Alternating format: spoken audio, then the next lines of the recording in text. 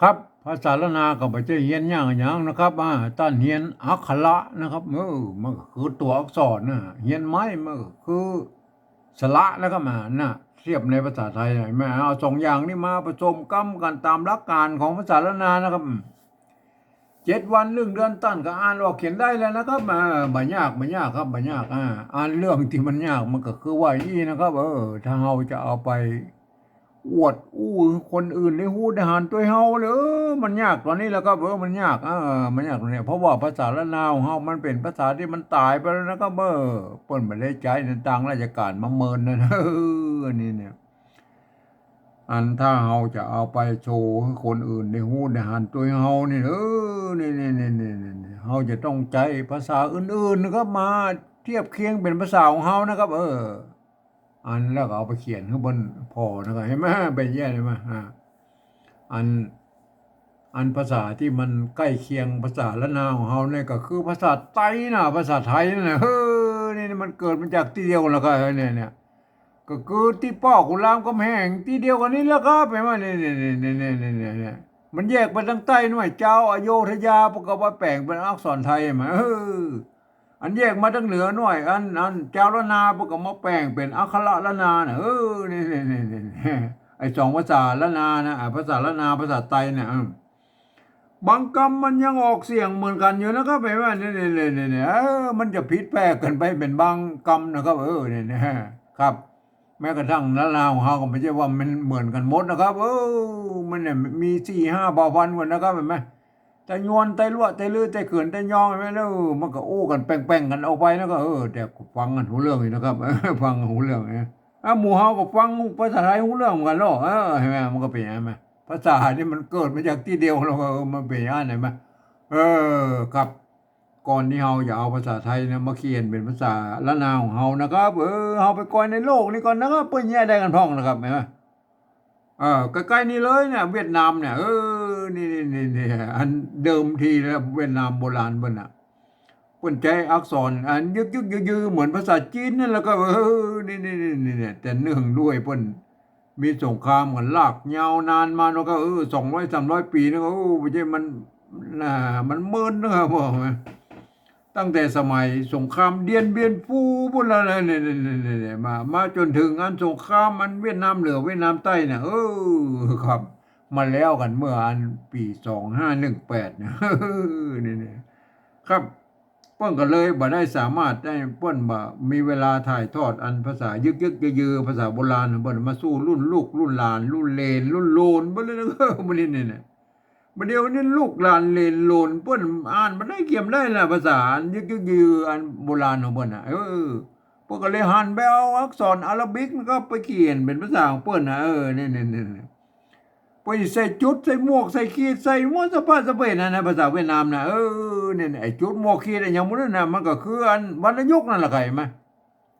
อาก็มันเป็นอย่างนั้นน่ะมันเนี่ยคือลักษณะของการปฏิวัติภาษานะเพิ่นยืมมาภาษาอื่นๆนะครับ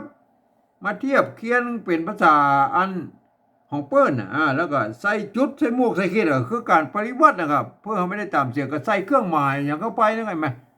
ของเฮาก็เหมือนกันแล้วก็เฮาก็ยืมเอาอักษรไทยเนี่ยมาปรับเทียบอันเป็นอันมาปฏิวัติเป็นเขียนเป็นภาษาละนาวของเฮามันก็เป็นอย่างนั้นเฮายืมเอาภาษาไทยที่มันใกล้เคียงหน่อยมันเป็นอย่างนั้นเฮาไปก่อยอันก่อนที่เฮาอย่างนั้นเฮาไปก่อยในอันยุโรปก็แล้วครับยุโรปนี่อันเห็นไหมอย่างเช่นฝรั่งเศสเยอรมันโปแลนด์นะครับยูเครนรัสเซียหรือโครเอเชียอย่างมันนี่ไม่ในยุโรปตะวันออกเนี่ยเห็นไหมเพื่อใช้ลักษณะของการปริวัติภาษากันทั้งนั้นนะเห็นไหมเพิ่นก็เอาอักษรอาหรับิกเอาไปเขียนเป็นภาษาของเพิ่นครับไปใส่จุดพ่อง2 จุดก็ยังมีเลยเห็นไหมเนี่ยบางทีก็มีหมวกก็ได้หมวกปิ้นนี่มันหมวกโครเอเชียมันง่ายขึ้นนะแม่หมวกเวียดนามนี่มันไปกุบหุ้มลงมันก็แล้วแต่ไปจะประดิษฐ์เครื่องหมายมาใส่แล้วก็ก็แล้วแต่เห็นไหมอันนี้เปิ้นฮ้องว่าปฏิวัตินะครับเอาไปก่อยในอังกฤษแล้วก็อันนี้ไปมันลายหนึ่งแล้วเปิ้นบ่เอาเปิ้นเอาอักษรอาหรับิกไปเขียนเป็นภาษาของเปิ้นแบบโล้นๆเนี่ยแล้วเปิ้นบ่เอาไปสักอย่างนะเปิ้นเอากะอักษรไปนะก็เห็นไหม แต่เวลาเปิ้นอันประกอบกรรมขึ้นมาเขียนแล้วเปิ้นบอกว่าอนุโลมเมื่ออันอ่าอ่านไปเลยนะครับจะเอาเสียงอย่างก็ว่าอ่านไปนะก็แม่คำเดียวนะอยู่ในประโยคคำถามก็เสียงแบบ เป็นประโยคธรรมดาก็เสียงแบบขึ้นลงไปได้ตามชอบเลยแม่เนี่ยมันก็เหมือนไอ้ภาษาละนาวของเราในยุคต้นๆแล้วก็เมื่อมันมามีไม่เอกไม่โทก็คือไม่เยอะไม่ขอจ้างนั่นแหละเห็นไหมก็สามารถพันเสียงกันไปได้หลายๆเสียงเหมือนกันเห็นไหมก็ไม่เป็นลักษณะของภาษานะครับครับ ก่อนที่เฮาจะเอาอันภาษาไทยนะมาเขียนเป็นภาษาละนาวของเฮานะครับเนี่ยครับอันหมู่เฮาควรจะมีอันลักอันอย่างยึดก่อนนะครับไม่ใช่ว่าอันต่างคนต่างเอามานะครับไอ้10 คนกับ10 ความคิดมันก็ไปออกมาเป็น10 แบบ100 คนมันก็100 ความคิดก็ออกมาเป็น100 แบบเนี่ยถ้าเฮามีหลักยึดนะครับเป็นกลางนะเป็นกลางของอันภาษาอันละนาวของเฮานะมันก็จะปริวัติมันก็จะออกมาใกล้เคียงกันหน่อยนะครับแม่ผมเองเนี่ยผมได้ใจหลักการของสภาวัฒนธรรมมหาวิทยาลัยเชียงใหม่นะครับปนตกลงกันไว้เมื่อปลายปี28นะครับปนตกลงกันไว้ว่าอย่างนี้นะครับการที่จะเอาภาษาไทยมาสะกดเขียนเป็นภาษาละนาหรือที่เป็นห้องว่าปริวัตินะครับเพิ่นบอกว่ากระทำได้อยู่3 แบบหรือ3 รูปแบบนะครับอันแบบที่1นั้นเพิ่นจะเอาไว้สะกดเขียนบันทึกในลักษิลาจารึกเอกสารสำคัญในโบราณนะครับไอ้แม่เนี่ยเพิ่นจะเอาอันภาษาไทยเนี่ยไปเทียบเอามาทุกอักขระนะครับทุกไม้นะครับทุกอักษรทุกเครื่องหมายเนี่ยมันเป็นยังไงแม่เนี่ยป่นบ่าวหือผิวเลยนะก็แม้กระทั่งไม่กงไม่กังไหลเนี่ยไม่อันสะบะสะเปดที่มันอยู่ในอันที่มันเขียนในลักษิลาจารึกโบราณไปเอามาโม้เนี่ยครับ อันนี้เป็นการปริวัติแบบละเอียดละเอียดยิบเลยนะครับแม่เฮาบ่อู้ถึงในอันรายละเอียดละเฮาอู้แค่หลักการฮึอันฟังบ่ได้นะนะครับเฮาบ่ได้ใจนะเฮาเอาแค่แบบที่2นี่ก็พอนะครับแบบที่2เป็นไว้นะครับยืมเอาอักษรไทยมาปรับเทียบผู้เป็นอักขระละนาทั้งบนปู้นี่แล้วก็ประกอบกรรมขึ้นมากับแบบภาษาไทยผสมผสานกันไปนะครับแม่นี่นะบางครั้งไม้หรือสระของไทยของละนาเนี่ยมันบ่ตรงมาตัดกันก็คือมันบ่เหมือนกันนะเพราะก็บอกว่า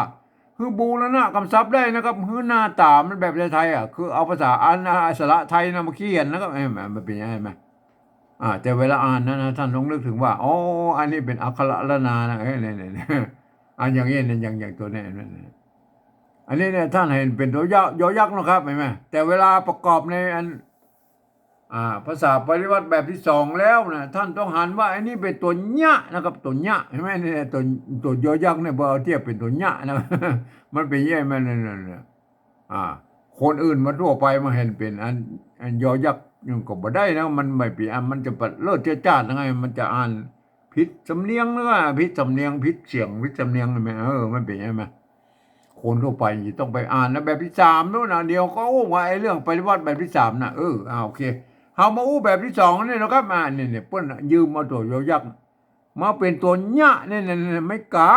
อันนี้ไม่กาน้อยมั้ยนะกาไม่กาเห็นมั้ยไม่กาน้อยนะกันเนี่ยไม่กาน้อยตัวหางมะกับมะเนี่ยยามเนี่ยยามมันบ่ว่ายามเห็นมั้ยเนี่ยเฮาไปดูไอ้ไม่กากันแล้วล่ะไอ้เรื่องไม่กาเนี่ยไม่กาเนี่ยเฮาไปดูไม่กาก็แล้วครับไม่กาไม่กาน้อยไม่กาวงเอาไปกอยอะไรเนี่ยเพิ่นมี2 ตัวนะไม่กาเนี่ยแม่เนี่ยไม่กาวงเนี่ยบ้านไม่กาวงเพิ่นมีจะเขียนลักษณะอย่างมันจะมีหัวนะมันมีหัวที่เห็นไหมมีหัวแล้วเพิ่นเขียนลงมามันวงใช่ไหมอันไม่กาน้อยเนี่ยไม่ไอ้ตาเนี่ยไม่กาน้อยมันใจไม่กาน้อยเห็นไหมไม่กาน้อยพวกก็เขียนอันตั้งข้างๆเนี่ยมันบ๊อบแล้วมันเขียนห่างว่องกันไปอันนี้คือไม่กานะลักษณะของไม่กานะแม่อันยามนะก็เอาไปดูให้ดีไอ้ยามเนี่ยเนี่ยยามเนี่ยมันเป็นอันยอยักษ์ละนานะครับเพิ่นยืมตัวยอยักษ์ในว่าเบียดเป็นไอ้ตัวยามแล้วเฮาไปดูอันภาษาละนาเก่าเฮาเพิ่นก็กันนะใครแม่เนี่ยไอ้ห้างเย็นเนี่ยเห็นไหมอันพระธาตุอันตัวละเนี่ยอันไทยกับละนาเพิ่นใช้ร่วมกันนะ ภาษาอันร้างเนาะครับ ภาษาไทยก็ร้างเนาะอันเมืองพวกเขียนตัวละนี่นะก็มาอันเมืองก็ห้างเย็นน่ะห้างเย็นงาจ้าง no head no head มันจะ no red no head เข้า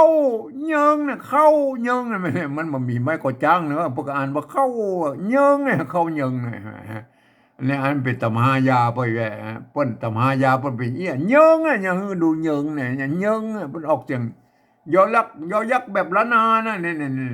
อันเนี่ยอันนี้เย็นเนี่ยออกเสียงยอยักษ์ไทยแม่นเย็นงาจางโนเฮดเข้าเยิงเนี่ยท่านก็กลับไปดูแล้วก็ว่าเนี่ยเย็นกับเยิงเนี่ยเย็นกับเยิงเห็นไหมเนี่ยเย็นนะครับเย็นไม่เก๋ออยนะตัวออยอยู่ตัวยะนั่นน่ะตัวยะเห็นไหมหางหน้าหางหน้านะไงเย็นนะเย็นเห็นไหมเย็นอันนี้เย็นนะอันนี้เย็นเห็นไหมอันเยิงเยิงเห็นไหมตัวยะนะครับตัวยะเยิงมาอันนี้เย็นอันนี้เยิงเนี่ยออกเสียงยอเยิงเนี่ยออกเสียงยอยักษ์ไทยยามเนี่ยเสียงยอยักษ์ละนาเนี่ยได้ไหมเยิงยามเห็นไหมยามไม่ใช่ยามนะครับยามอันนี้เยิงเห็นไหมเนี่ยยอยักษ์ละนาอันนี้เย็นเย็นเนี่ยยอยักษ์ไทยไหมท่านแยกก็ดูนะครับการปริวัติส่วนแรกเราก็เอาผสมกันมั่วกันไปหมดก็แล้วแต่ท่านนะอันนี้เย็นนะเย็นนะเย็นมาเอาลองปริวัติแล้วครับเย็นนะออยนะพอเอาออยไปเทียบเป็นตัวยะนี่เย็นนะเย็นนะเนี่ยมันเป็นยี่ไหมเย็นนะเนี่ยก็ได้แล้วเนี่ยเย็นนะมันเนี่ยเย็นไอ้เยิงแล้วเยิงไงตัวยะตัวยอยักษ์นะพอเอาตัวยอยักษ์ไปเทียบตัวญานี่นะก็เห็นไหมเนี่ยมันตัวอันภาษาไทยพวกมันมีตัวยอนะครับพวกเอายืมตัวยอยักษ์นี่เป็นตัวยอเห็นไหมเนี่ยเย็นเยิงเห็นไหมเนี่ยเย็นเยิงเห็นไหมเห็นไหมมันเป็นเนี่ยมันก็เทียบกันมาได้เนี่ยบางคนก็แหกกระแตกนะเอาภาษาไทยมาใส่เนี่ยไอ้แม่ว่าเนี่ยเอาเลข8ใส่เนี่ยเอาเย็นไทยเนี่ยมาใส่เย็นนะครับเย็นเนี่ยถ้าอ่านเย็นเนี่ยมันยอยักษ์ตัวเดียวเห็นไหมอันพวกเอายอยักษ์มาเทียบเป็นอันยอยักษ์อันละนาแล้วอันนี้เนี่ยนี่ได้อันนี้มันเย็นนี่หรออันนี้อ่านว่าอะไรอ่านว่าเยิงอ่านว่าเยิงถ้าว่าเป็นยอยักษ์ละนาเราอ่านนี่เยิงนะเยิงอันนี้ก็อ่านว่าเย็นเย็นมันซับซ้อนกันไปหมดท่านปริวัติขนาดก็ลองคิดนะครับใจหัวสมองคิดเลยครับเห็นไหมอันนี้เย็นนะก็เย็นนะแม่เอาเปิ้นเอายอไปเทียบแล้วนะครับผมบอกกล้าไปเปลี่ยนเอาเปิ้นนะก็คนเฒ่าโบราณเปิ้นเขียนอย่างนี้พวกก็เย็นนะก็เย็นอันนี้ก็เย็นอันนี้ก็เยิงเลยแม่เนี่ยแยกกันถูกไหมท่านเข้าใจละอันนี้ยามนะยามเย็นก็เยิงท่านหูจักแล้วนะไอ้ไทยกันแล้วนะอันนี้ยามนะอันนี้ยามอันนี้ยามนะก็เอาแล้วนะท่านก็ไปพิจารณากันเอาเองนะยอยักษ์ไทยกับยอยักษ์ละนานะอันนี้ยามนะยามไม่ตัวเนี้ยยืมตัวยอยักษ์มาเป็นตัวเนี้ยละยามนะยามอันนี้มาตัวมะไม่กี่นะไม่กี่นะเนี่ยมีนะตัวมะไม่กี่เนี่ยไม่กี่อันนี้ไม่กี่ไม่เนี่ยไม่กี่เขาไปก้อยอันโบไม่กี่โบราณแล้วก็ไม่กี่นะท่านไม่กี่โบราณพวกก็เกี่ยงกันยี่ไม่เนี่ยน้ำอ้อยเนี่ยน้ำเพิงน้ำอ้อยพริกขิงไม่กี่ไอ้ขิงเนี่ยมันใจเปิ้นโบราณมันใจไม่กี่ไม่กี่พวกก็เขียนมาเยี่ยนเนี่ยมนไอ้โค้งหน่อยเหมือนอันซาลาเปาหน่อยมันเป็นใช่ไหมพวกก็เขียนม้วนเข้ามาแล้วก็ลงมาตัวเอี้ยก็คือไม่กี่เห็นไหมพวกเอาไม่กี่มาขีดในข้างๆนี่หน่อยก็คือไม่กี่แม่พริกขิงเนี่ยน้ำอ้อยพริกขิงหอมบดไอ้นี่นะก็ว่าไปนะพริกขิงไม่กี่นะเห็นหรือยังนะไม่กี่นะไม่เห็นไหมเพื่อจะเอาไม่กี่มาแล้วขีดข้างๆหน่อยก็เป็นไม่กี่นะโอ้โหแล้วนะใครมาตัวหูละไม่กี่นะครับมีนะอันนี้เหรอยำมีนะครับตัวกะไม่กี่คือดูเลยแกไม่กี่นะครับสะกดด้วยตัวหน้าเนี่ยห่างนะเมื่อไม่ไม้อยู่บนแล้วเอาไว้ตัวลุ่มเนี่ยกินนะตัวหน้าเห็นไหมกินนะออกเสียงจัตวากินเห็นไหมอันนี้เหรอตัวจะอันไม้ กงเนี่ยไม้กงมันในกรณีนี้มันเป็นไม้โกะลดรูปนะไงสะกดด้วยตัวหน้าไม้โกะนะครับสะกดด้วยตัวหน้ามันจนนะจนมันเพื่อเฮาแบบที่สองเฮาบอกมาแล้วไม้กงนะฮะอันแบบที่หนึ่งเพิ่นจะเอาเพื่อจะเอามาโต้ยนะก็ จนนะเอาไปดูไหมไม้โกะลดรูปกันนะไม้กงเนี่ยไม้กงเนี่ยมันเนี่ยนะบ้านวักหวานบ้านอย่างกับบ้านนั่นบ้านกำต้นนั่นไม้กงได้ไหมไม้กงได้ไหมจะอ่านตนก็ได้อ่านต้นก็ได้อ่านต้นก็ได้กรณีนี้อ่านว่าต้นฝนเนี่ยกำต้นฝนใช่ไหมต้นก้นพักหวานบ้านอย่างพักอย่างบ้านนั่นแหละนั่นแหละอันที่มาปลูกที่บ้านกำต้นฝนกำน้ำเราเรียกมันจะน้ำนะครับต้นฝนน้ำจริงกินตาหายเนี่ยอันนี้กินตะกี้น่ะกินนะเห็นไหมกินไม่กิตัวกะไม่กินั่นนะหางหน้ากินตาหายนั่นโอเคนะครับแม่ฝนไม่กงคือไม่โกะโลกนั่นแหละต้นฝนต้นฝนเนี่ยเขาไปดูตัวต่อไปแล้วก็เนี่ยมันปกติมาตั้งแต่โบราณนั่นน่ะเห็นไหมหากตัวละไม่กามันไม่ชัดนี่มันก็อันแตนก็คือไม่กักนะครับก็อันว่าหากนะไอ้ไทยมันรากเลยมันใจร่วมกันไอ้ตัวรอเนี่ยตัวละนี่ไม่หากอันนี้ตัวสะเห็นไหมกงไอ้ส้มนะก็หากส้มนะไงส้มเห็นไหมมันสมก็ได้อันส้มก็ได้อันส้มอันก็กลายเป็นหากส้มมากนั่นแหละไม่ชัดนี่มันแตนตัวกะจะรู้มากเน่าแม่งหนักว่าฝนนะกี้ละส้มก็ฝนนี่แม่เจ้านี่มันมีไม่ยกอ่านว่าเจ้าเป็นป๋มกินตาหายเนี่ยมันเป็นยังไงเนี่ยอันนี้คือภาษาอันละนายุคต้นๆนะครับมาควรจะเอามาเป็นอันเปิ้ลก็ส่วนใหญ่แล้วเปิ้ลก็เอามาเป็นต้นแบบนะฮะหลักการหลักเกณฑ์มันอยู่ในนี้หมดนะครับมันอยู่ในอันภาษาละนายุคต้นๆเนี่ยเห็นไหมเปิ้ลมีหมดไอ้เป็นปั๊มเห็นไหมเปิ้ลมีตัวปะสองตัวนะเนี่ยเป็นก็ปั๊มเห็นไหมเป็นแล้วก็ปั๊มเป็นปั๊มเป็นปั๊มก็เป็นก้อนๆอย่างมุนน่ะก็ว่าเป็นปั๊มโอเคนะครับเอาไปดูต่อไปแล้วไม่เอารู้ละไม่อันนี้ไม่โกะโลภแล้วก็ไม่โกะโลภก็คือไม่โกะไม่โกมันกู้กันเลยไม่โกมันโลกก็เป็นจนอ่ะยามมีกินโจรต้องเนี่ยตัวต้องใช่ไหมตัวตะตัวตะมันมีตัวตะนะครับมาตัวตะนี่เป็นอักษรต่ำนะครับตัวตะเป็นอักษรสูงเนี่ยตัวตอในภาษาลาวนามันมีสองตัวนะไอ้ตัวตะบนเนี่ยเสียงตีมันจะตัวตะเนี่ยต้องใช่ไหมอันไม่ขอจ้างนะไม่ขอจ้างอันนี้มันมีครบเครื่องอะไรสมัยนี้เฮาไม่มาสมัยก่อนปุ่นบ่มีนะไม่ขอจ้างนะเนี่ยต้องมันอันกันย้อนเนี่ยไม่ก่อนะอันนี้มาจากไม่ก่อตัวงะสะกดใช่ไหมต้องอันว่าต้องไม่ใช่ท้องนะเฮาไปดูอันภาษาโบราณว่าไม่ก่อนะไม่ก่อยังไงไม่ก่ออันนี้ไม่ก่อเริ่มต้นมันเป็นอย่างนี้นะเนี่ย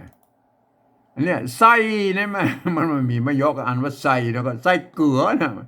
ถ้าเป็นยองนะว่าอันไส้เกลือนะไส้เกลือเห็นไหม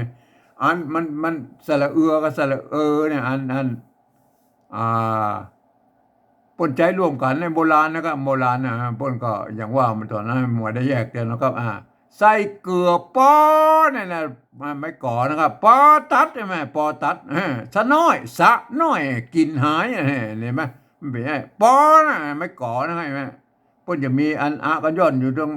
ลุ่มนี่แล้วปนใส่ไม่กังบนคือไม่ก่อนะกันเนี่ยเมื่อมีตัวสะกดแล้วเนี่ยไอ้ตัวป้าเนี่ยไม่ก่อแล้วปนมีตัวงะสะกดแล้วเห็นไหมป้นตัดก็ไม่กังวลอันป้องน่ะบิเกาลิ้นป้องปากบ่ได้ลิ้นไก่ลิ้นป้องอะไรอย่างนั้นก็ว่าไปป้องน่ะไอ้ลิ้นป้องน่ะลิ้นนี่มันมีไม่ก่อจ้างพวกอ่านว่าลิ้นลิ้นป้องน่ะลิ้นป้องมันมีสบายนะมันมีไม่เยอะไม่ก่อจ้างแล้วก็ไอ้แม่ลิ้นป้องน่ะไม่ก่อนะมันเป็นเยี่ยมันสมัยเรื่องนั่นไหนมาป้นบ่มีไม่ก่อจ้างพวกอ่านไว้นี่หรอตินแล้วก็ มือปองใช่ไหมตีนมือปองหน้าตาเนี่ยอันนี้ปองใช่ไหมปองเลยกี่ล่ะตีนมือปองหน้าตา หน้าตาปองต้องอันนี้แต่ต้องใช่ไหมตัวต้องเลยกี่ไอ้ไม่ไอ้บนใจไม่ซัดไปเปิ้นอันบางทีเปิดใส่ไม่ซัดไปเนาะก็เปิ้นก็บอกว่าอันสามารถจะเอาต้องได้อันต้องได้อันต้องอันนี้อันต้องเห็นไหมอันนี้ปองเห็นไหมปองเห็นไหมเนี่ยเสียงสามัญเปิ้นก็บ่ใส่นะเห็นไหมปองเห็นไหมอันนี้เนี่ยปองเนี่ยพวกก็บ่ใส่ไม่ซัดเลยไหมเนี่ยแม่ปองเสียงสามัญอันนี้ก็อ่านว่าต้องอันต้องก็ได้นะแม่มันเป็นยังไงป้องขาเนี่ยป้องขาสมัยนั้นเพิ่นใจขา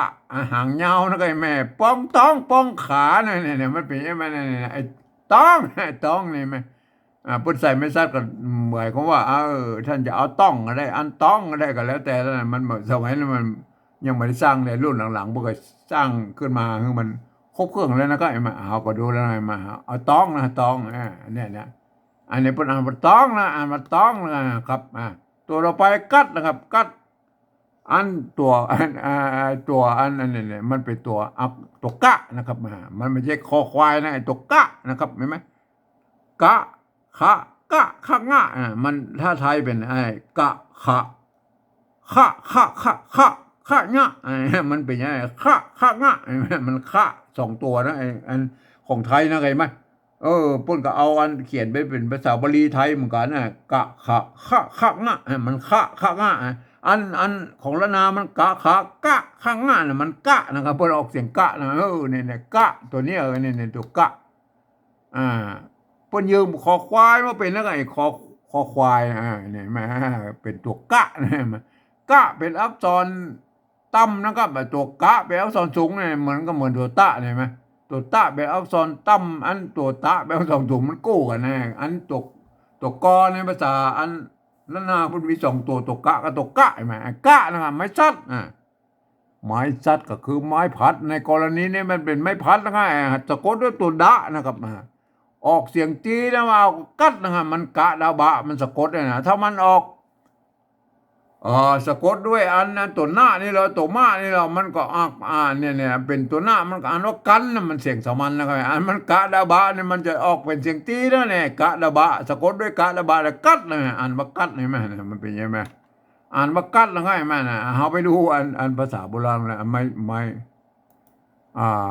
ไม้พัดเนี่ยมาเห็นไหมเนี่ยป้นเนี่ยป้นไม้พัดเลยไม้พัดอันนี้ไม้เก๋าใช่ไหมปวดใจไม่กงในกรณีนี่ไหมอันเต้านะเต้ากันใช่ไหมอันเนี้ยนะกันใช่ไหมก็ไม้สัตธรรมไม้พัดเหมือนกันไอ้กันใช่ไหมมันองค์สะกดด้วยตัวหน้าใช่ไหมอันนี้มันสะกดด้วยตัวกะใช่ไหมไม้สัตเหมือนกันอ่านว่าฟักใช่ไหมเนี่ยมันฟักใช่ไหมมันออกเสียงตีได้ใช่ไหมเต้ากันฟักตำผงตักแห้งฟักตำใช่ไหมฟักใช่ไหมฟักตำผงตักแห้ง มันเป็นอะไรไหมท่านก็ไปก็การตัวสะกดเนี่ยมันอยู่ที่ตัวสะกดเนี่ยกาลบะนะมันสะกดแล้วมันเป็นมันจะออกมาไอตัวอันฟ้านี่มันก็เหมือนตัวตัวกะตะกี้นะมันเป็นอักษรต่ำแล้วก็มันก็ออกเสียงตีแม่เนี่ยถ้ามากันนี่หรอ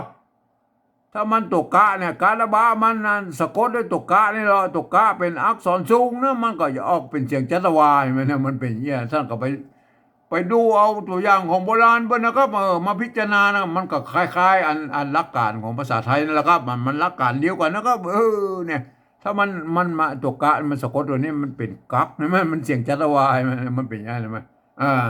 อันถ้าเป็นอันตัวดะสะกดเลยตัวกะเนี่ยมันเป็นกัดกัดใช่ไหมมันเป็นยังไง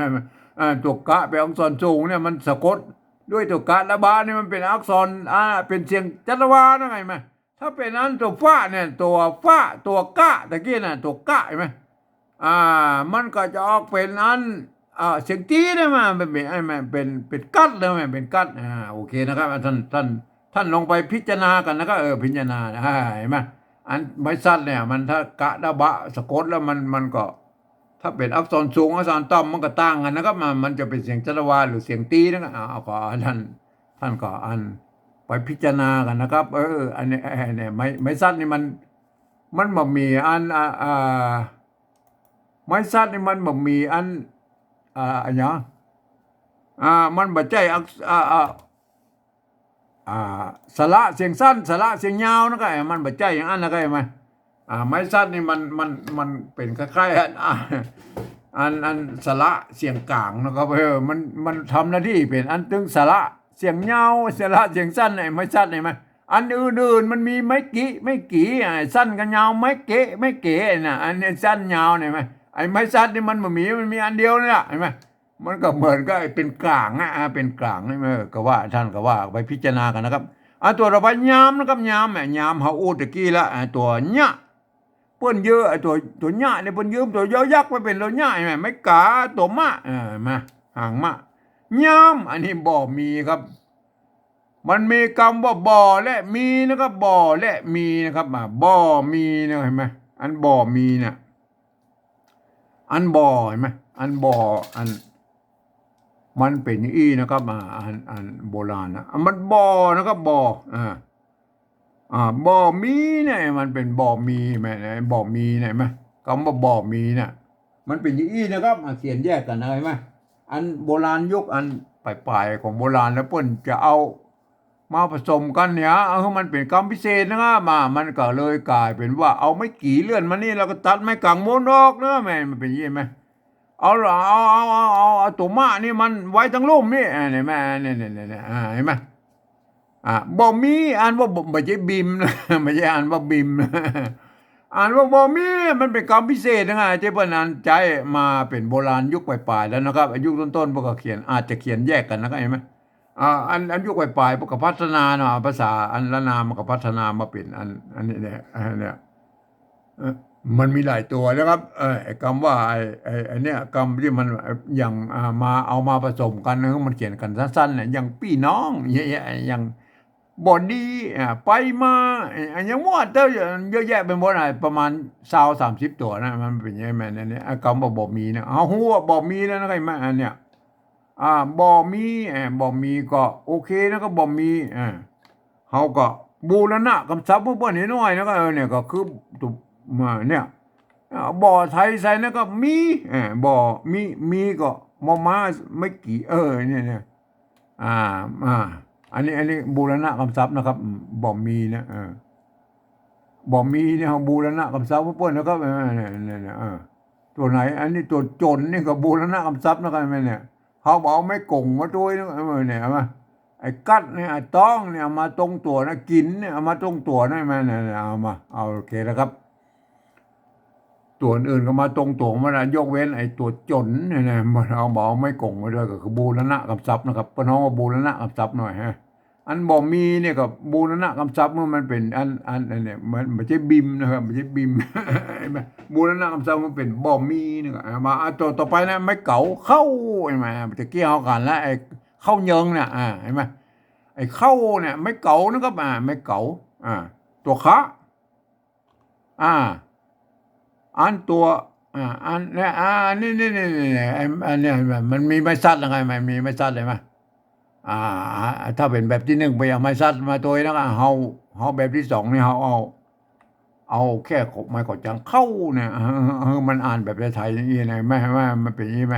เฮาไปก้อยไอ้ไม้เก่าโบราณก่อนแล้วก็ไม้เก่าโทษทีไม้เก่านะก็ไม่เอาไปดูนะไม้เก่านะเนี่ยแม่ไม้เก่าโบราณเนี่ยแม่เนี่ยเห็นไหมเนี่ย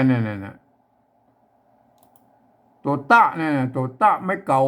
ไม่เก่าแม่เนี่ยปัจจัยไม่กงนะไม่เก่ากรณีเนี่ยแม่เนี่ยท่านหันว่าเอาไผ่อันใจไม่กงมากำกับก็ท่านก็จะไปว่าเปิ้นนะครับเนี่ยนิยมในที่ทำอีสานนะทำอีสานภาษาทำอีสานเนี่ยเปิ้นใจไม่กงนะครับกำกับไม่โกบาลีเนี่ยมือมันเป็นไม่โกบาลีเนี่ยอันละนาเปิ้นก็ใจเป็นอันส่วนใหญ่เปิ้นใจไม่ซัดนะครับอันละนาเป็นบางที่เปิ้นใจไม่กงนะได้แบบว่าเต้าการฟักตำผงนะครับตักแห้งในมันเนี่ยเต้านะเอาไปดูตัวต่อไปแล้วก็ อันเนี้ยคือไม้เก่าอันนั่นเห็นไหมอันแบบละนาที่เปิ้นนิยมกันนะไอ้นาดใช่ไหมนาดน้ำนาดน้ำนาดน้ำเป่านะน้ำเป่าใช่ไหมน้ำเปล่านั่นนะน้ำเป่าใช่ไหมน้ำเป่าอะก็คืออันเป่านะอันตัวละนี่เปิ้นเอามาอันหางละเนี่ยเปิ้นเอามากั้มไว้เฉยๆนี่มันจะเป็นละน้อยหรือหางละมันก็แล้วแต่เปิ้นเอามากั้มเฉยๆเปิ้นมาอ่านนะเปิ้นมาอ่านน้ำเป่านะครับน้ำเป่าน้ำเป่าเห็นไหมอ่าเห็นไหม อันกรณีไม้อันนี้นะไม้เก่าเนี่ยเปิ้นใจไม่ซัดกับนะก็ไม่เสมือนว่ามีไม้เยอะละตั้งสามผีเสื้อเนี่ยตั้งสามเป่าน้ำเป่าเห็นไหมน้ำเป่าน้ำบาดาลน้ำเป่าเห็นไหมมันเป็นยังไงมันเป็นยังไงเขาไปดูตัวต่อไปแล้วก็เนี่ยอ่าเนี่ยมันเป็นยังไงมันมีหลายความหมายนะเห็นไหมใบเนี่ยใบเนี่ยตะกี้อะไรไหมตัวปะไม่เก่าใช่ไหม ละ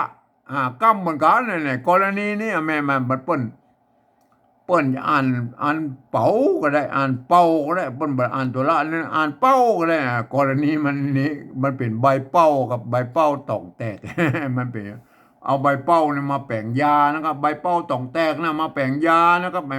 ใบเป้ามันเสียงอันโทพิเศษตัวเมืองอะไรมาเป้ามันเป็นยังไง ภาษาละนามมันเป็นอย่างนี้นะใบเป้าต่องแตกนั่นเนี่ยก็โอเคนะก็ไอ้แม่นะอันนี้คืออันไม่เก่านะก็ไม่เก่าไอ้แม่เนี่ยอันนั้นแบบนี้หรอเนี่ยบางทีพวกก็เก่งกันยี่แม่เนี่ยเอาเนี่ยเอาไอ้แม่เอาหากนะหากอันตัวทำไทยก็รากนะครับเมืองก็หากนะปัจจัยร่วมกันในตัวละนี่นะก็ไอ้แม่ในไทยละนาเนี่ยเห็นไหม เสียงไทยเสียงละนาเนี่ยก็ถ้าเป็นเสียงบาลีออกเสียงรอนะครับรอเห็นไหมถ้ามันออกเสียงอันถ้าเป็นภาษาไทยแท้ๆนะมันไม่ใช่ภาษาอันที่ปัจจัยร่วมกันก็ออกรอนะครับเห็นไหมเอาห้ากมุกหลวงมุกหลวงเคี่ยวใส่เหล้านะครับเคี่ยวใส่เหล้ากินเหล้าเห็นไหมไม่เก่าหอนึ่งเนี่ยเก่าเหล้าเป็นอ่านว่าเหล้ากินโอเคนะครับแม่เนี่ย ไม้เก่าหัวหนึ่งมันเป็นยี่แม่อันนี้คือไม้เก่านะแม่อ่าอันเนี้ยมาอันเนี้ยเห็นไหมไอ้เข้าเนี่ยมันเป็นยังไงเก้าตะกี้เข้าใช่ไหมเนี่ยหางเย็นงาจ้างโนเฮ็ดเข้าเยิงเนี่ยเข้าเห็นไหมเนี่ยเข้าเห็นไหมอันไม้เก่าเป็นใจไม่ซัดกับไว้มันก็เสมือนว่ามีไม้ขอจ้างแล้วไอ้สมัยนั้นเพิ่งมันมีไม้ มายอมมันก็จะอ่านว่าเข้าเยิงเนี่ยนะเข้าเยิงเนี่ยมันเนี่ยมาเปลี่ยนมาเข้าท่านหูเจ้าว่าเข้าเลยนะครับเข้าอันนี้การหันโบราณมาเขียนอย่างไรนะครับเห็นไหมอันนี้เขาก็ เอามาเจ้าอี้นี่ก็อันนี้ก็อันนี้ก็อันบูรณะกำซับนะครับเขาบอกเอาอันไม้สัตว์มาตัวนะครับบูรณะอันเป็นอันหน้าตาแบบไทยๆนะก็คืออย่างเงี้ยใช่ไหมเข้าใช่ไหมแต่อย่างอันนี้ตัวนี้ไม่ปัญหาแล้วอ่านภาษาไทยเพิ่นอ่านว่าเข้ามันเป็นใช่ไหมภาษาละนามมันอ่านเข้าเสียงโดพิเศษภาษาไทยมันอ่านว่าเข้ามันเป็นแต่ตัวอันตัวนี้ยังอ่านว่าเข้าอยู่นะครับมันเป็นตัวคะไม่เก่าไม่ขอจ้างแล้วใช่ไหมแต่ถ้าเป็นแบบที่สามน่าจะมีปัญหาเนี่ยเดี๋ยวก็โอ้งไอ้เรื่องเสียงโทพิเศษโทเมืองไหนไหมอันนี้วัดยังไงมันก็เหมือนไอ้กัดใช่ไหมวัดกับกัดใช่ไหมตัววะมาเปลี่ยนเป็นตัววะเนี่ยไม้สัตว์กับไม้พัดเนี่ยตัวดะตัวดะตัวดะก็รถเด็กไงวัดกัดใช่ไหมวัดกัดใช่ไหมมันเสียงตีเหมือนกันนะเสียงตีสั้นใช่ไหมเข้าวัดอันนี้เปิ้งอันนี้ไม่เนี่ยไม่เก๋ใช่ไหมเนี่ยตัวเปิ้ลตัวป้านี่มันใช่ตัวพอพานเนี่ยตัวป้ามันมีสองตัวนะไอ้ตัวปอเนี่ยภาษาละนามันมีสองตัวตัวป้าเนี่ยตัวป้าแปลว่าคนสูงตัวป้าแปลว่าคนต่ำใช่ไหมเปิ้งเอาเสียงโทปกตินะมันใช่ตัวป้านะใช่ไหมเปิ้งไม่กี้นะครับไม่กี้ไม่ย่อนะอันตัวงะเนี่ยใช่ไหมอันกรณีเนี่ยมันเป็นไม่เก๋ใช่ไหมเปิ้งนะครับเห็นไหมเปิ้งเขาไปก้อยไม่เก๋ไม่เกือกับมันไม่เกือใช่ไหมบางทีก็เป็นไม่เกือก็ได้นะครับมาเพิ่งเขียนอย่างนี้มาเอาโอเคเอาไปดูอันโบราณก็ได้ไหมไม่อ่าเนี่ยไม่เกือใช่ไหมไม่เกือเนี่ยไม่เกือเนี่ยไม่เนี่ยอ่าเนี่ยอันผีนะครับอันนี้เนาะ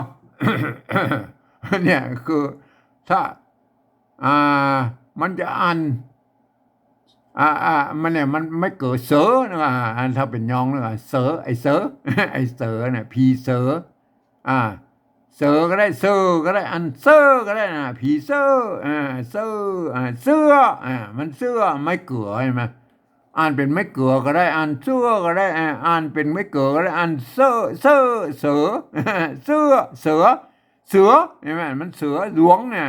ผีเสือหลวงมันเป็นไหม ไหมถ้าเป็นย่องกับผีเสือหลวงสี่เสือหลวงมันเป็นยังไงก็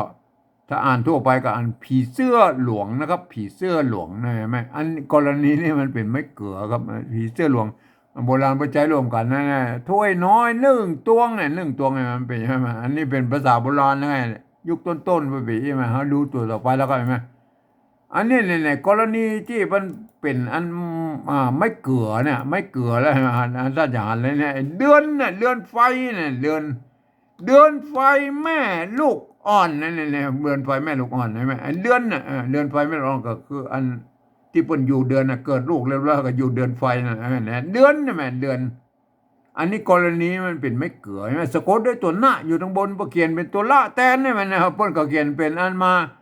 ตั้งแต่อันโบราณมาแล้วนะครับมันก็เป็นอัน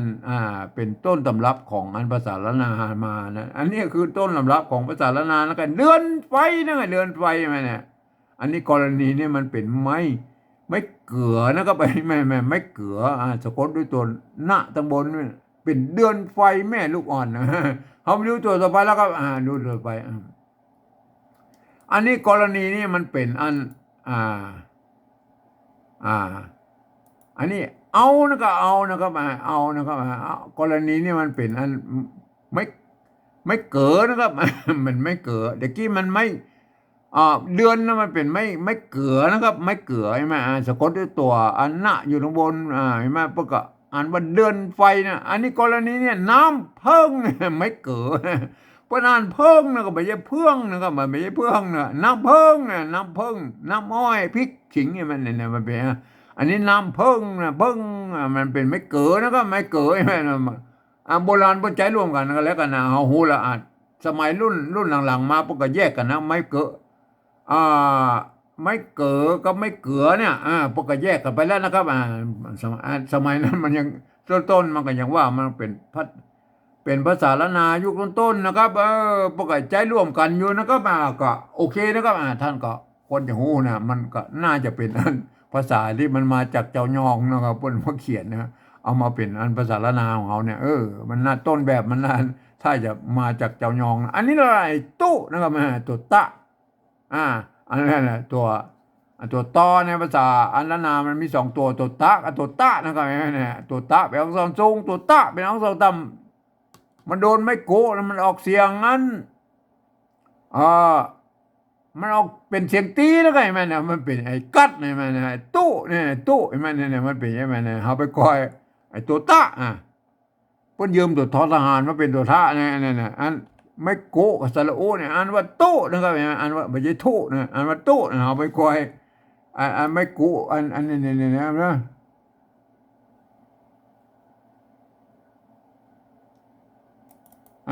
นี่ยตู้เนี่ยตู้โทษดีเนี่ยเขาไปดูแล้วเนี่ยใช่ไหมยาลูกอ่อนเนี่ยลูกใช่ไหมยาออกยอยักษ์ไทยนะครับ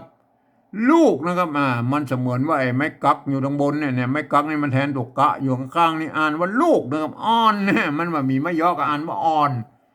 ไข่เนี่ยเป็นไข่ขางไอ้มันเสมือนว่ามีตัวคะ2 ตัวนะครับไอ้แม่เนี่ยเปิ้นใส่ไม่2 น้อยกำกับไว้บางทีเปิ้นไอ้เป็นปั๊มเปิ้นก็บ่ใส่นะครับมันก็ใส่พ่องบ่ใส่พ่องค่ะแล้วแต่นะมันก็ใส่ก็ได้บ่ใส่ก็ได้นะเอาไข่ขางไข่ขางตั้งง้วนปิดนั่นน่ะง้วนปิดได้ตุกนั่นได้ตุกนั่นไอ้ตุกได้ตุกลายตุกอย่างนั้นน่ะมันก็คือทุกลายทุกอย่างเนี่ยเพิ่นอ่านว่าตุกนะอ่านว่าตุกเห็นไหมอันไม่กุตัวตะอันนี้มันสะกดด้วยไอ้ตัวกะไม่กักนี่มันก็คือตุกนะแม่ถ้าบ่มีไม่กักนี่ก็อ่านว่าตุนะอ่านว่าตุเสียงตีใช่ไหมสะกดด้วยตัวกะอ่านตุกใช่ไหมนะมันเป็นไอ้ตุกับตุกนี่แม่ตุกับตุกใช่ไหมอันถ้ามันเป็นอันตัวอย่างนี้เราครับเห็นไหม อันตัวตะนี่เป็นอักษรสูงได้ไหมเป็นอักษรสูงไหมมันเป็นใช่ไหมไอเนี่ยทาตุใช่ไหมมันไม่กุเลยไม่กุไงมันเป็นอักษรสูงแล้วมันใส่ไม่กุมันเอาออกเสียงจัตวาตุนะครับทาตุมันออกเสียงจัตวาใช่ไหมอันนั้นมันตะกี้มันตุนะครับอันนี้มันตุใช่ไหมตุจักใช่ไหมจักทาตุจักไข่ดองเหล้าเอาอย่างก็ว่าไปเนี่ยจักแน่ตัวจะมีไม้ซัดอยู่ข้างบนมันก็ป้นเป็นไม้กักนะครับแม่มันแตนตัวกะตั้งรูปนี้ตัวเป็นไม้ซัดตัวมันน่ะไม่เป็นไม้กักนั่นแหละแม่มันเป็นไม้กักทาตุจักเนี่ยทาตุจักนะก็มาท่านก็หูแล้วนะไอ้ไม้กุเนี่ยไม้กุเนี่ยมันไปใส่ในอักษรต่ำเนี่ยมันเป็นเสียงตีนั่นแหละถ้าใส่อักษรสองสูงมันเป็นเสียงจัตวาแล้วไงมันก็เป็นอย่างนั้นไหมก็ท่านก็อันนี้ตัวต่อไปเจ้าไหมเจ้าไหมครับเจ้าคือไม่เก๋านะครับอันไม่เก๋านะตัวจะไม่เก๋าไม่เก๋าก็สระเอานะครับไม่เก๋าใช่ไหมอันนี้เป็นใจไม่ซัดใช่ไหมโอ้ตะกี้แล้วนะไม่ซัดนะครับใช่ไหมกรณีใจไม่ซัดแล้วก็เห็นไหมเอาแบบที่หนึ่งเพื่อจะเอาเขียนอย่างอี้นะครับเพื่อจะเอามาตัวนะครับไม่ซัดนะเพื่อจะเขียนอย่างอี้เนี่ยเจ้าใช่ไหมโอ้เขาแบบที่สองเขาก็แค่บูรณะกับศัพท์มันหน้าตาแบบไทยก็คือเจ้าเนี่ยมันเจ้านะเนี่ยมีปัญหาแล้วถ้าเป็นแบบภาษาไทยเพิ่นอ่านว่าเจ้า มันปีใช่ไหมเนี่ยมันปีใช่ไหมอันเดียวเขาก็อู้ไงแบบที่สามนะเขามาอู้แบบที่สองเนี่ยได้แล้วนะครับได้แล้วนะครับเห็นไหมอันนี้คือการปฏิวัติแบบที่สองนะเห็นไหมควรจะใจร่วมกันนะก็จะเป็นไตยวนไตลั่วไตลือไตเขินไตย่องอย่างกันแล้วแต่นะควรจะใจร่วมกันอย่างนี้นะครับแต่เวลาอ่านนั่นนะท่านก็อ่านไปตามสำเนียงของท่านนะครับไอ้แม่อันนี้มันหลักการเพิ่นมาใจหลักการอย่างนี้แล้วเพิ่นมันใจร่วมกันได้นะว่าคือเพิ่นบอกว่าหลักแบบที่สองเนี่ยเพิ่นบอกว่ายืมเอาอักษรไทยมาปรับเทียบเพื่อเป็นอักขระลาตังบนปุ้นแล้วก็ประกอบกันขึ้นมากับแบบภาษาไทยผสมผสานกันไปนะเวลาอ่านนั้นท่านลองอ่านเป็นตัวญะตัวมะตัวกะตัวจะตัวตะตัวกะเห็นไหมนั่นเป็นอักษรละนานะก็ท่านก็อ่านไปตามสำเนียงของท่านนะครับจะเป็นไตยวนไตลั่วไตลือไตเขินไตย่องอะไรก็แล้วแต่ท่านก็อ่านไปตามของท่านนะครับวันนี้จะอ่านแบบสำเนียงไตยวนจังใหม่นะก็อ่านไว้อีนะครับยามมีกินยามมีกินจนต้องกัดยามบ่มีเข้าวัดเปิ้งตุเจ้า อันนี้คือภาษาปฏิบัติแบบที่สองนะครับครับอันนี้ใจร่วมกันได้นะครับจะเป็นไตยวนไตลั่วไตลือไตเขินใจร่วมกันได้อันแบบที่สามนั้นวันนี้จะเขียนแบบสำเนียงกำอู้ของเจ้าไตยวนเชียงใหม่นะก็อันนี้แบบที่สามนั้นท่านก็ไปคิดกันเอาเองเนาะท่านจะเขียนกันอย่างไรนะก็เอาเอามาดูเลยนะครับหลักการเพิ่นว่าอย่างนี้นะครับหลักแบบที่สามเนี่ยหลักการมันบอกฟังเอาเสียงภาษาละนาตะบนปู้นี่เปิ้นเปล่งเสียงออกมาอย่างใดแล้วเอาภาษาไทยเขียนไปอย่างนั้นเนี่ยการเปล่งเสียงออกมานั่นก็เสียงกระปู้นะครับเห็นไหมเห็นไหมอันนี้เนี่ยแต่เปิ้นก็เปิ้นสั้นๆอย่างนี้นะอันเนี่ยสภาวัฒนธรรมมหาวิทยาลัยเชียงใหม่ที่เปิ้นตกลงกันไว้เมื่อปลายปี28เปิ้นสั้นๆอย่างนี้นะเห็นไหมแต่เปิ้นก็ลืมก็ถึงนะว่าอันนี้ไอ้เสียงโทพิเศษเนี่ยอันภาษาไทยมันเป็นระบบ5เสียงนะอันป่นมาเขียนอันละนา6เสียงนั้นมันบ่ได้ครบเสียงนะครับมั้ยโดยเฉพาะอันเสียงโทพิเศษโทเมืองเนี่ยป่นบ่ได้ป่นบ่ได้บ่เขียนบ่ได้มั้ยเพราะว่าหยังปุ๊บมันมาสำเนียงนี้มันมีในภาษาไทยบ่สร้างบรรยกมาฮือนะก็ครับท่านก็ต้องปฏิวัติกันเอาเองนะครับเดี๋ยวเขาถึงแบบเสียงโทพิเศษเขาก็อุ้มกันเขามาอู้เอาไปตัวไว้ก่อนเลยนะครับเขาฟังนะครับฟังฟังตัวแรกนะเปิ้นออกเสียงว่ายามนะก็ยามเห็นไหมยามยามนะครับอันนี้ก็อันเนี้ยอันนี้ตัวญะนะตัวยอยักษ์ในไปเทียบเป็นตัวญะแล้วประกาศว่ายามนะครับเอาภาษาไทยเขียนเหรอภาษาไทยเปิ้นกึดนี่แหละก็กึดบ่ออกนะไปเขียนยามได้แล้วเพิ่นบ่มีอักษรตัวนี้นะครับเห็นไหม เพิ่นมีแต่ยอยักษ์นะครับยอนะครับเพิ่นมันตัวยอมันบ่มีนะเนี่ยแหละเออเอาล่ะนะเฮาก็อนุโลมนะครับอนุโลมให้มันยืมเอาแบบที่สองนี่เป็นหลักนะครับแบบที่สองเพิ่นเอาตัวยอยักษ์เนี่ยมาเทียบเป็นตัวญะแล้วนะเฮาก็เอาอันนี้เนี่ยเฮาก็เอาอนุโลมให้เขียนแบบที่สองนี่ฮะเนี่ยเขียนเป็นสระอาตัวมอม้าเนี่ยเห็นไหมตัวมอม้าเนี่ยเห็นไหมโทษทีแต่เขาก็หมายไว้หน่อยนะครับหมายคือมันว่าอันขีดเส้นใต้ซะหน่อยนะก็เนี่ยหมายไว้หน่อยว่าอันปฏิวัติแบบอี้นะก็อันว่าอันตัวอันยอยักษ์นะถ้าไม่มีขีดเส้นใต้นี่ก็ระวังไว้ว่าเนอะว่ามาออกกิ่งยอเนอะภาษาละนาอ่านว่ายามมีเนอะไม่ใช่ยามนะครับอ่านว่ายามมีเนอะมันเป็นอย่างนี้นะเอาแล้วนะอนุโลมนะครับยามว่ายามอันนี้มันต้องเกตอย่างละเพิ่นเอายอยักษ์ไปเทียบเป็นอันยอยักษ์ละนาแล้วเนี่ยตัวอันเนี้ยอ่านว่ายามนะนี่พวกอ่านว่ายามอันนี้ถ้ามันแบบที่สามเนี่ยประกอบแบบที่สามนะเขาก็คิดมันเสียน้อยนะครับหรือที่ท่านจะทำเครื่องหมายอย่างแล้วแต่นะครับเห็นไหมเฮ้ยมาห้วยว่าเอาอันนี้มันยอยักษ์ไทยเพิ่นเฮ้ยอ่านเป็นยอยักษ์ละนานะครับย้ำอันตัวต่อไปมีเนี่ยเห็นไหมฟังเสียงมีอะอันแบบนี้ก็มีนะเอามีไทยใส่เขาบอกพอแล้วไอ้ตั้งรุ่มเนี่ยมันก็เขียนเต้ากันไอ้มีมันเป็นยังไงอันภาษาละนากับภาษาไทยมันเกิดมาจากที่เดียวกันบางคำมันเนี่ยก็เหมือนกันเขียนออกเสียงเหมือนกันอยู่แล้วก็เขียนก็เหมือนกันมีเห็นไหมตัวต่อไปแล้วกินอันนี้ออกเสียงจารวาแล้วนะครับกินอันนี้เนาะอันนี้ก็ตกกะไม่กี่อันตัวนั้นก็กินเอากินไทยใส่แล้วครับกินเขาบอกไปพอทางบนมั้งละอันนี้มันกินนะครับเนี่ยกินเนี่ยแม่เนี่ยมันเป็นยังไงกินพันรู้เหรอกินนะครับใส่ไม่เอกกินใส่ไม่โทกินกินนะครับกินเสียงโทปกตินะกินนะครับกินน่ะกินนี่มันเป็นชื่อผมนะกินน่ะกินสิ่งเคเนี่ยกินกินเนี่ยนะกินนะครับอันนี้เสียงโทพิเศษนะครับโทเมืองกินอันนี้มันกินนะครับอันนี้มันกินคนละเสียงนะใส่วิธีแล้วกินใส่วิธีกินกินใช่ไหมเสียงตีใช่ไหมใส่ไม่จัตวากินได้เลยมากินอันนี้อ่านว่ากินอันนี้อ่านว่ากินแบบที่สองนี่นะครับอันนี้ก็อ่านว่ากินเสียงจัตวาโอเคนะได้แล้วนะครับอันนี้ก็ปริวัตินะครับไม่ใช่บูรณะคำศัพท์ปริวัติให้มันได้ตามเสียงของภาษาลานาตังบนปูนกินย้ำปริวัติมันเป็นอีนะย้ำมีกินอันนี้ตัวต่อไปแล้วครับภาษาลานาบนจนก็ออกเสียงจัตวาแล้วครับอันนี้ประกาศว่าจนมันตัวจ้านะมาตัวหน้านี่มันเนี่ยมันเป็นยังไงอันว่าจนเขาจนไทยใส่แล้วครับจนใส่แล้วอย่างนี้ประดานไว้แล้วประดานว่าจนอ่านว่าจนเนี่ยได้จนนะใส่ไม่จนใส่ไม่โทจนแล้วก็จนนะครับจน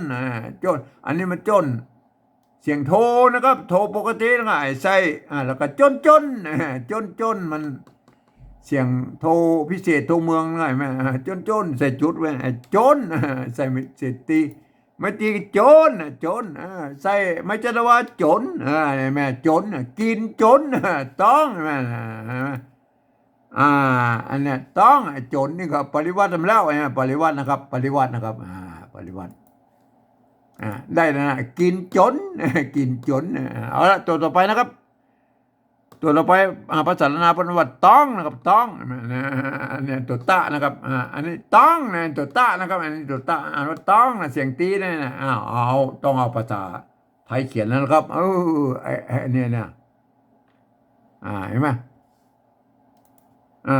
บางคนก็เขียนมันก็ต้องนะครับมันต้องมันเสียงโทปกติมาเนี่ยมันผันต้องรู้ป่ะไอ้ต้องเสียงสมานแล้วก็ไอ้ใส่ไม่เอกต้อง ใส่ไม่โทต้องเห็นไหมมันต้องนะไม่ใช่ต้องเห็นไหมมันต้องเห็นไหมใส่จุดเข้าไปต้องมันต้องเสียงโทพิเศษโทเมืองเห็นไหมใส่ไม่เสียงตีแล้วก็นะไม่ตีแล้วก็ต้องได้เลยไหมต้องไอ้นี่ก็ต้องเห็นไหมเนี่ยต้องถูกต้องเห็นไหมใส่ไม่จัดว่าตองแม่ตองแม่ตองกล้วยตองอย่างนี้เห็นไหมใส่ไม่ตีนะครับต้องได้เลยนะอ่าอ่าอันนี้ต้องกับปริวัติทำแล้วปริวัตินะครับปริวัติต้องนะครับต้องตัวต่อไปแล้วครับอันนี้เป็นอ่านว่ากัดนะฮะตัวกะนะครับอ่านว่ากัดเสียงตีนะไอ้นี่อันนี้ก็กัดนะเนี่ยนี่ก็กัดนะไม่ใช่คัดนะฮะกัดอ่านว่ากัดอ่านภาษาไทยละแบบที่สามนี่เขียนเอาภาษาไทยมาเขียนรับหูรับตาก็ได้นะก็ทั้งหมดมันมันจะรับตาอย่างเดียวก็พอนะกัดนะมันต้องเอากอไก่เขียนนะครับเขียนนี้เพราะนานว่ากัดใช่ไหม มันกัดเสียงเอกใช่ไหมเนี่ยแหละเหรอกัดเสียงตีใส่ไม่ตีเข้าไปหน่อยกัดใช่ไหมเนี่ยมันกัดใช่ไหมถึงแม้ว่ามันจะผิดหลักการของภาษาไทยกับหูละกับหูละก็เอาปฏิวัติไปตามนั้นในตามแนวทางของเวียดนามนั่นนะป่นจะใส่จุดใส่หมวกใส่ขีดใส่ยศสภาพเป็นเขาก็ยืมเอาอันตัวไม่ตีในบนมาใส่ก็แล้วกันใช่ไหมกัดมันเป็นเสียงตีนะกินจนต้องกัดตัวต่อไปนะครับย้ำนะครับย้ำอันนี้ย้ำเนี่ยอู้ละเขายืมเอาแบบที่สองนี่มามาเขียนแล้วก็ยืมแบบที่สองเนี่ยเขากับหมายให้ไปหน่อยขีดเส้นใต้หน่อยแล้วก็เพื่อระวังว่าไอ้ตัวเนี้ยเนี่ยมีขีดเส้นใต้นี่อ่านว่าย้ำนะครับอ่านเป็นยอยักษ์ละนาแล้วกัน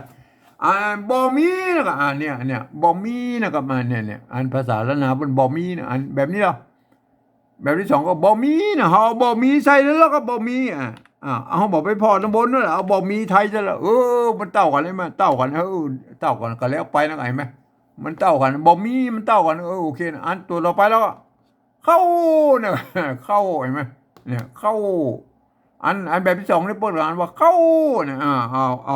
อาภาษาไทยเขียนว่าเข้าน่ะเปิดอ่านว่าเข้าครับเสียงตัวปกติเข้าฮะเนี่ยเขาเนี่ยไม่สระเอาไทยเนี่ยเขาจัตวานะครับใส่ไม่เอกมันเข้านะครับใส่ไม่โทมันเข้าเนี่ยมันเข้ามันบอกเข้าแล้วครับเสียงโทพิเศษเข้าเนี่ยแหละก็เนี่ยแหละก็ไอ้มันผ่านดูแล้วเนี่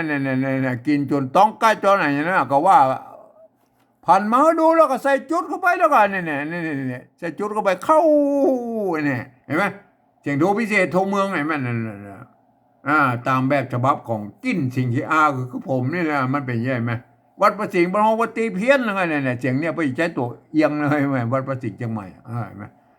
ก็ไผ่จะห้องวัดตีเพี้ยนหรือโทเมืองโทพิเศษอย่างเจ้าเมื่อคือระหว่างเสียงโทปกติถึงเสียงตีเรามาอยู่กึ่งกลางนั่นเข้า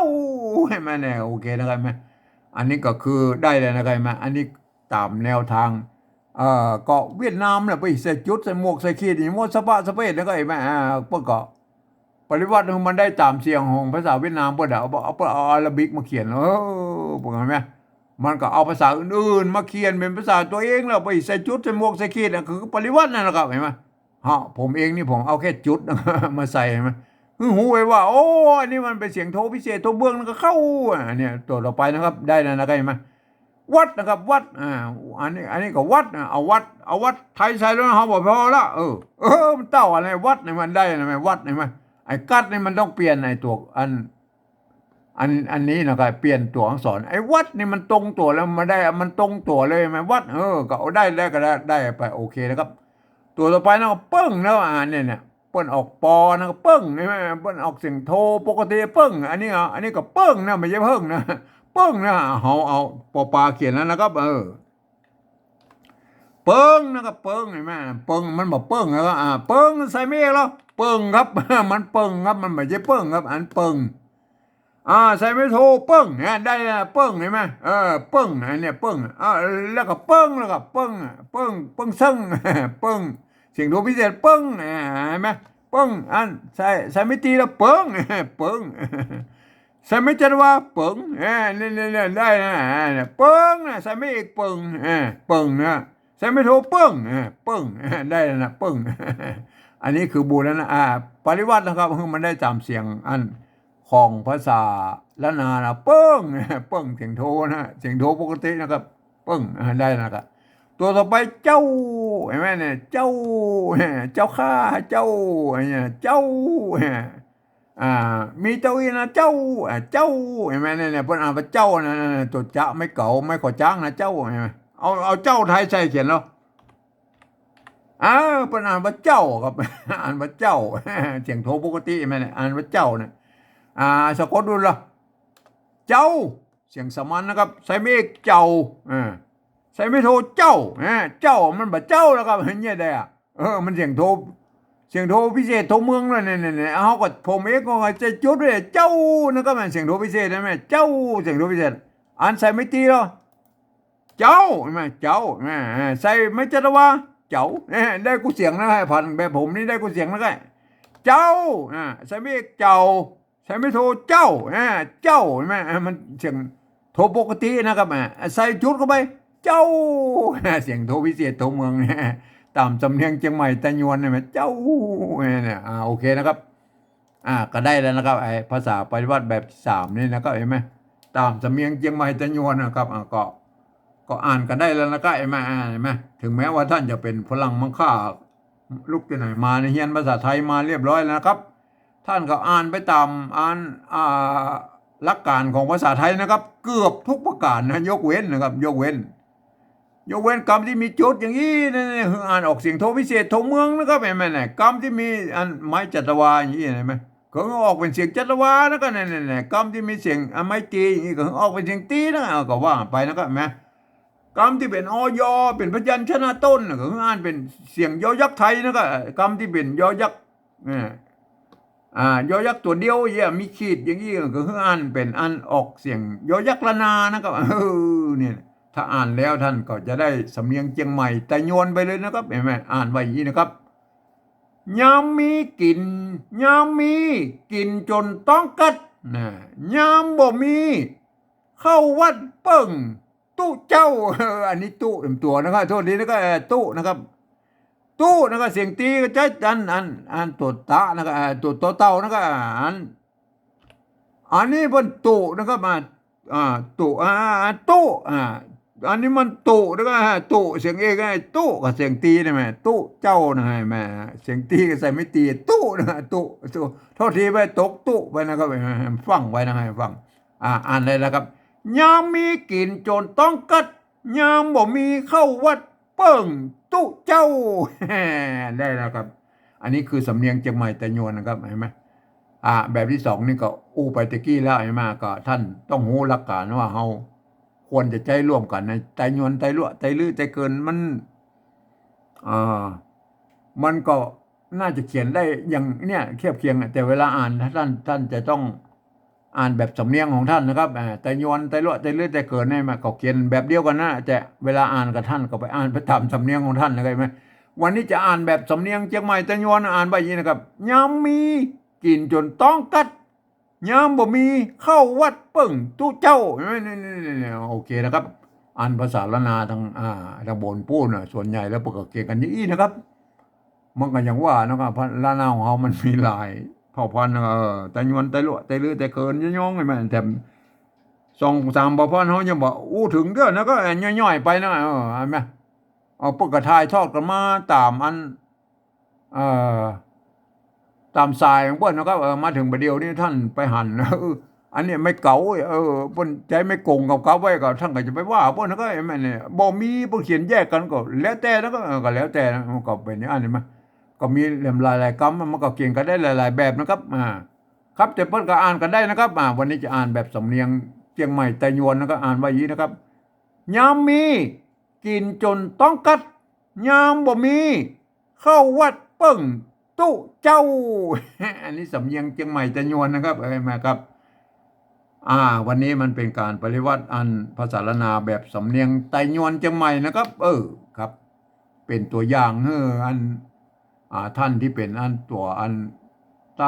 ลื้อไตรั่วไตเขินไตย่องนะครับท่านกลับไป ไปดูแล้วก็อันไปพิจารณาของอันสำเนียงของท่านนะครับท่านกลับไปปฏิบัติกันเอาเองนะครับวันนี้ผมขอบรรยายเพียงแค่นี้นะครับ